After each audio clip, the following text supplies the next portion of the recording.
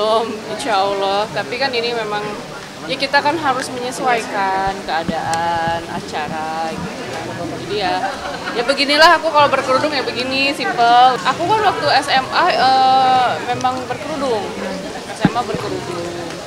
Setelah kuliah buka gitu kan, terus ikut juga Miss Indonesia udah mulai gitu. Jadi karena kan dulu sekolah kan di Tasik ya, memang diharuskan diwajibkan berkerudung. Jadi tahun 2012 itu aku pertama kali umroh itu sama Umi sama almarhum Uje. Jadi dari situ kita mulai sering komunikasi, udah bersahabat gitu. Terus juga Umi termasuk yang aku sering juga sharing tentang kehidupan, sharing tentang kehidupan gitu. Terus kan kita juga manusia yang namanya manusia kan harus punya guru ya, harus punya teman yang mungkin satu frekuensi dari segi spiritual, juga agama, supaya kita juga nggak lost gitu, nggak tersesat. Kita tuh kan butuh teman sharing, butuh guru juga ya untuk membuat kita tuh jauh lebih baik. Itu aja sih. Dan Allah Subhanahu wa ta'ala menyatakan dalam firman surat Al-A'raf ayat 26, ya bunayya qad anzalna 'alaikum libasa yuwari sawatikum. Hai anak Adam, kami turunkan kepada kalian syariat yaitu berhijab, maka kenakan salah satu pakaian untuk menutup auratmu. Dan ayat ini konteks telah jelas bahwasanya Allah menginginkan kita sebagai kalau dia muslimah maka ada kewajiban untuk menutup auratnya, yang disebut adalah berhijab. Ini perintah, sampai Allah mengatakan, hai para nabi, sampaikan kepada istrimu, kenakan mereka untuk berhijab. Karena hijab ini adalah suatu kemuliaan yang sangat sakral ketika seorang itu memakainya untuk menutup auratnya. Karena Allah Subhanahu wa ta'ala, Allah turunkan rahmat. Satu helai rambut saja ditutupi auratnya tersebut karena Allah, untuk memperdalam yaladina aman khulu fi silmi kafah. Sebagai seorang muslim dengan sempurna menjalankan agama Islam, satu helai ditutupi dengan berhijab. Subhanallah, satu hasanah, satu kebaikan, satu pahala. Ketika rambut yang begitu banyak terurai, tertutup dengan hijab, dihitung satu persatu oleh Allah Subhanahu wa ta'ala dengan kebaikan ketika seorang muslimah mengenakan hijab. Ini subhanallah, belum lagi aurat kakinya, tangannya, lehernya ditutupi. Dia rela, padahal untuk mempercantik, memperlihatkan kepada semua laki-laki, tapi ditutup oleh yang namanya hijab aurat. Ketika itu dikenakan, pahalanya luar biasa. Ingat, satu helai saja ditutupi auratnya, maka satu kebaikan. Apa kebaikan? Derajat yang Allah berikan. Bukan hanya derajat, ampunan Allah. Bukan hanya ampunan Allah Subhanahu wa ta'ala. Bima hafizallah, maka dia akan dijaga Allah Subhanahu wa ta'ala. Ketika hijab itu sampai datang kematian yang ada pada diri seorang muslimah tersebut, sampai di dunia, di alam barzah, dijaga oleh Allah Subhanahu wa ta'ala. Karena amal yang dia lakukan dengan berhijab sampai nanti di alam barzah menyelamatkan, menjaga, bahkan membahagiakan dia.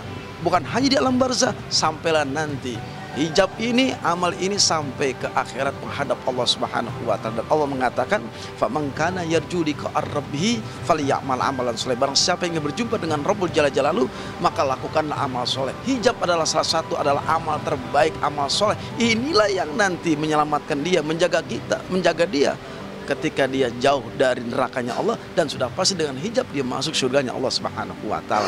Inilah manfaat, hakikat dahsyatnya, pahalanya yang luar biasa, pahala yang agung yang Allah berikan kepada seorang muslimah ketika dia menutupi auratnya dengan berhijab.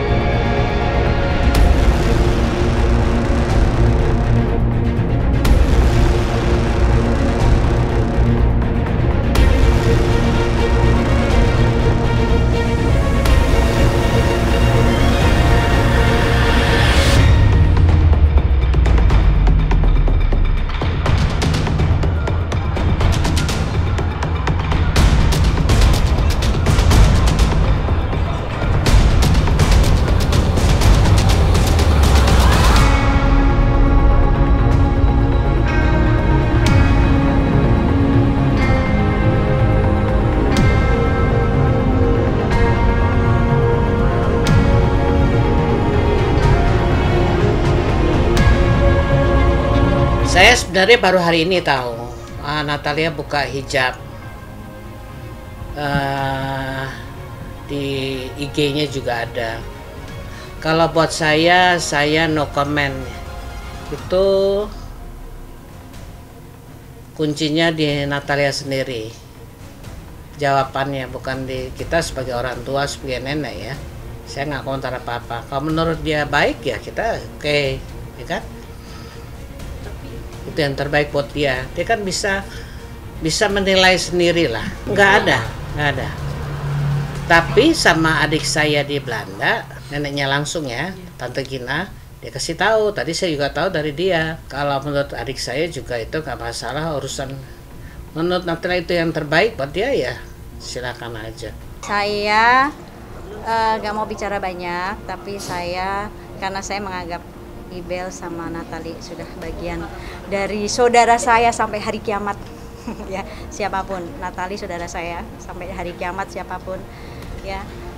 Dan tugas saya akan menemani prosesnya dia. Proses kan semua berproses ya, sedang mencari Allah itu berproses. Kadang kita nggak ada yang bisa menjamin kita bisa istiqomah. Saya pun juga gitu. Nggak ada yang bisa menjamin manusia bisa istiqomah dengan amalannya, dengan apapun yang sedang dia kerjakan. Nah, saya yang sebagai teman sampai hari kiamat gitu, saudara bukan teman ya. Kita ini semua saudara sampai hari kiamat, kita semuanya saudara. Saya hanya akan menemani prosesnya dia. Ya, menemani prosesnya dia. Saya akan ada dalam doa, dalam usaha. Tapi saya nggak bisa memberikan hidayah, yang memberikan hidayah kan Allah, ya kan.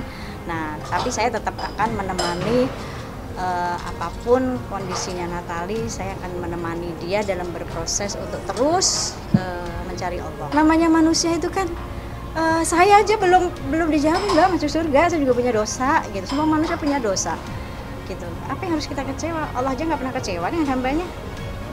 Kalian hari ini sholat, besok kalian nggak sholat, Allah kecewa nggak kira-kira? Enggak lah. Allah mah nggak akan pernah kecewa. Allah mah masih nganggap kalian, hai orang-orang beriman, masih dikasih nafas, masih dikasih rejeki, ya kan, masih dikasih rejeki. Allah mah masih tetap ngebuka.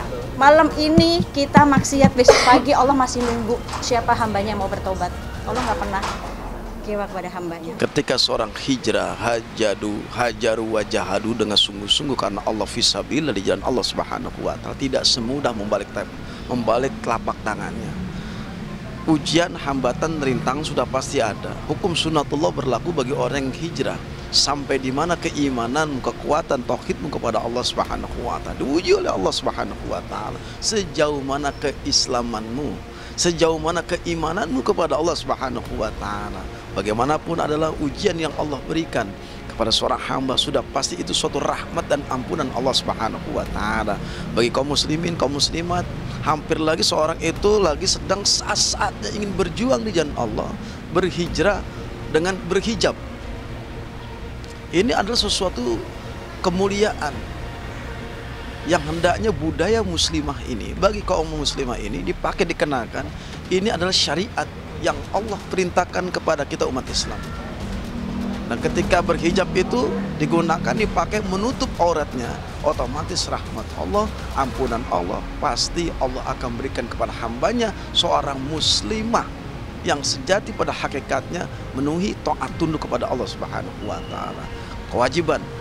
Tapi ketika ada seorang mualaf, katakanlah apakah itu public figure atau kaum muslimin, kaum muslim, ataupun dia memang baru melangkahkan mualafnya masuk Islam, mempelajari Islam, tiba-tiba nggak kuat dengan ujiannya. Bagaimana sih? Ya itulah ujian.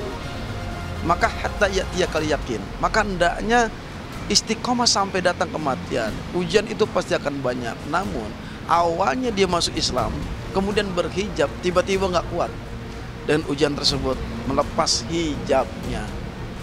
Dan maka hendaknya lingkungan dan pergaulan itu adalah salah satu bisa membuat orang semakin meningkat kualitas iman seorang kepada Allah Subhanahu wa taala. Karena lingkungan, pergaulan itu sangat berpengaruh kepada siapa si pelakunya.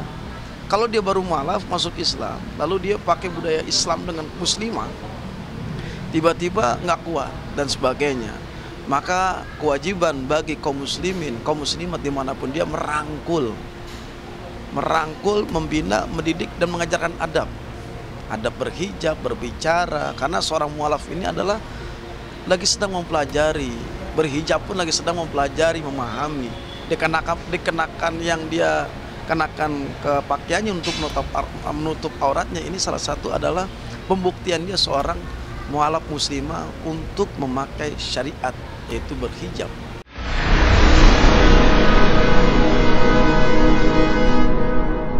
Jadi jangan lupa untuk subscribe Cumi Cumi.